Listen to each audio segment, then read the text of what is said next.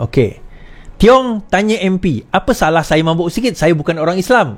Datuk Tiong ni ahli parlimen GPS Bintulu, dipersoalkan oleh Mas Arianti berkenaan dengan dia mabuk sewaktu ada satu program tu. Jadi Tiong kata, apa salahnya saya mabuk sikit? Saya bukan orang Islam. Okey. Menteri Pelancongan Seni dan Budaya Tiong King Sing berkata, tidak wajar pembangkang menggunakan hujan sembrono untuk menyalahkan dirinya.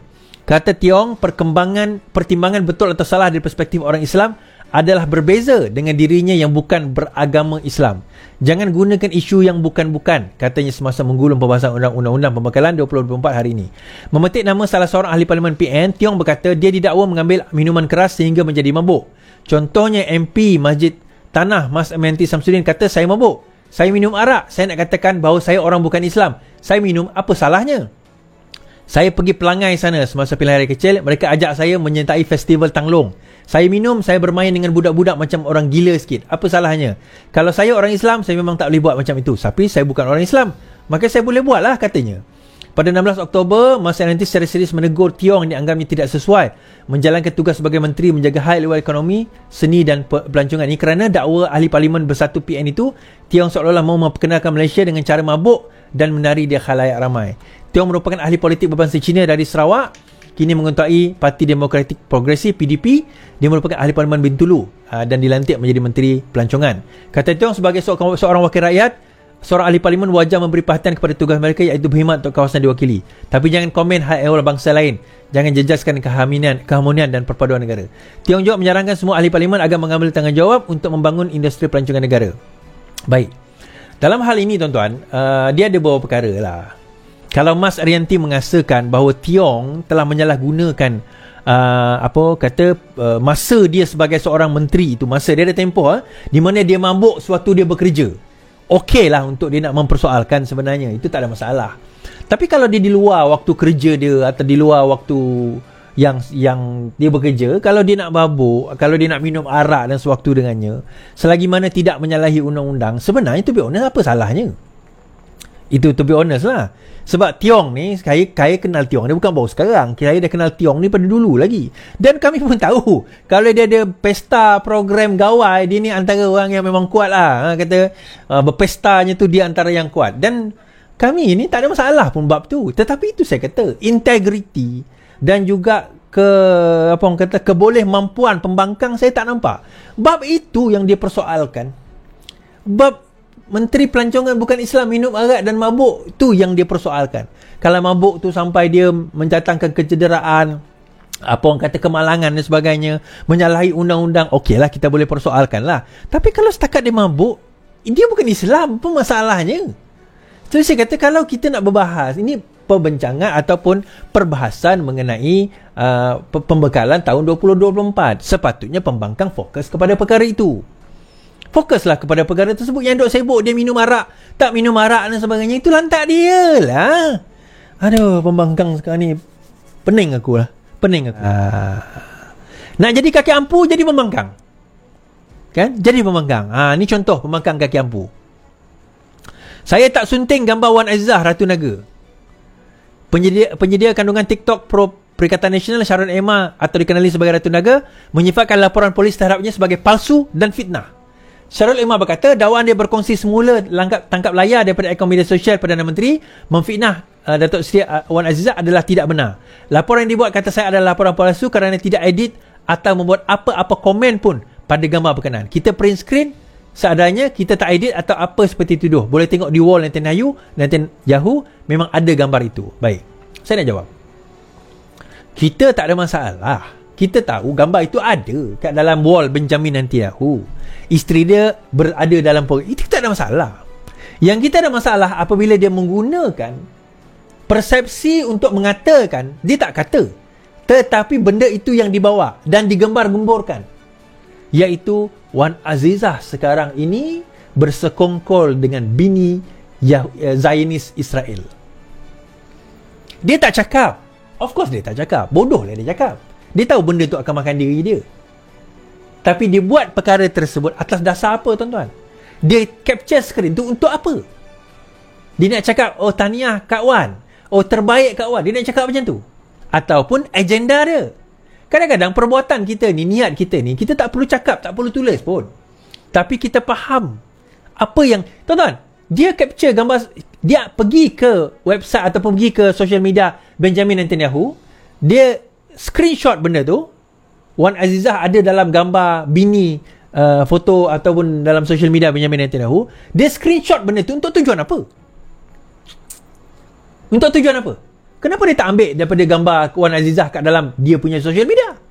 Kenapa nak kena ambil daripada dalam Benjamin Netanyahu? Apa tujuan dia? Tuan-tuan, bila dah terciduk, oh saya difitnah, saya dianiaya, saya difitnah, saya dianiaya. Dia macam tu lah. Buat fitnah dulu. Fitnah.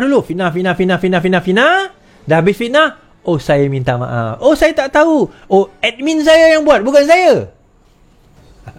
Itu taktik tau. Taktik. Itu saya kata tadi, level pembangkang ni macam tu. Kita nak kata macam mana? Dah level pembangkang macam tu. Tapi dalam level pembangkang macam tu, pembangkang sekarang ni tu lompat parti, tuan-tuan. Bukanlah lompat parti, sokong PMX.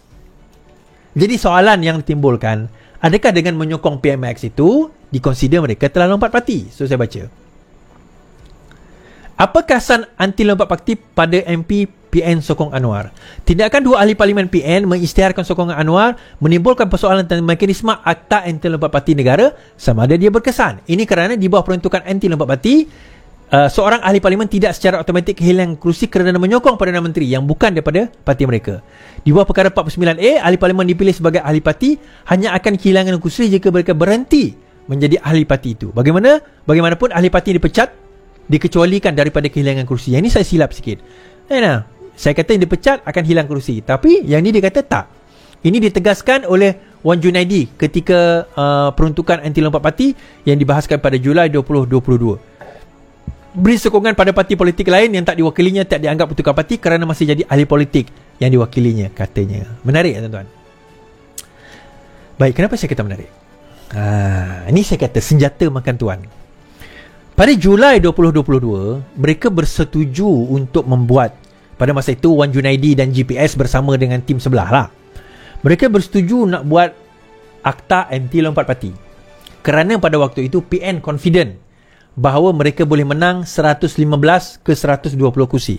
Pada waktu itu nak masuk PRU November 2022, mereka confident boleh menang. So disebabkan oleh perkara itu, dia kata tak apalah, kita buat. Tapi yang lompat, arti kata dia letak jawatan, ataupun dia letak jawatan lah, dia keluar daripada parti, dia masuk parti lain, dikonsider sebagai lompat parti. Tapi dia kata kalau dia hanya sekadar menyokong orang sebelah, tidak dikatakan sebagai lompat parti. Ini Wan Junaidi cakap. Baik, dia ingatkan benda tu okey lah, settle lah kan. Masuk 2022 November, tiba-tiba Anwar Ibrahim jadi Perdana Menteri. Masuk 2023 November juga, Oktober, dua ahli bersatu menyatakan sokongan kepada PMX, tetapi mereka tetap setia kepada parti. Jam, tuan-tuan, jam. Nak pecat tak boleh, nak buang tak boleh. Dia orang tak lompat, dia orang stay kat situ. So akhirnya senjata makan tuan. Senjata makan tuan, tuan-tuan. Jam dekat situ. Selama ni dia orang duk kata bahawa akan ada sokongan, cukup jumlah, ada sokongan cukup jumlah, lepas PRN menang, lepas PRK menang, lepas PRN akan tumbang kerajaan, lepas PRK akan tumbang kerajaan. Kerana apa? Mereka berharap bahawa 10, 15, 20 ahli UMNO dan juga beberapa PKR atau Pakatan Harapan pergi menyatakan sokongan kepada Muhyiddin Yassin sebagai Perdana Menteri. Tapi benda itu tak berlaku. Sebab apa tak berlaku? Kenapa nak pergi sokong pembangkang? Sedangkan mereka dah jadi kerajaan. Bodoh lah, dah jadi kerajaan tiba-tiba nak sokong pembangkang. Kalau disokong pula Muhyiddin Yassin, apa jaminan mereka yang dah menyokong itu akan dapat kuasa? So mereka tahu mereka tak sebodoh itu. Tetapi Uno reverse, kalau tuan-tuan tahu main Uno tu kan, yang kena persatu yang kena, PN yang kena, tuan-tuan. PN yang akhirnya menyatakan sokongan pula kepada PMX. Dan sekarang ini mereka tak boleh buat apa-apa. Tak boleh kena pecat. Kalau dah pecat, then tak ada kira sebagai lompat parti. Lagi senang kerja. Katakanlah dia dipecat. Okey, kami telah dipecat, therefore kami duduk dengan kerajaan, kami bebas. Lagi senang kerja dia orang. Dah Uno reverse. So macam mana? So pembangkang tuan-tuan tu saya kata daripada awal ayat saya tadi. Macam mana lah dia orang nak jadi kerajaan kan, dengan keadaan yang begini? Macam mana dia orang nak jadi kerajaan dalam keadaan yang begini?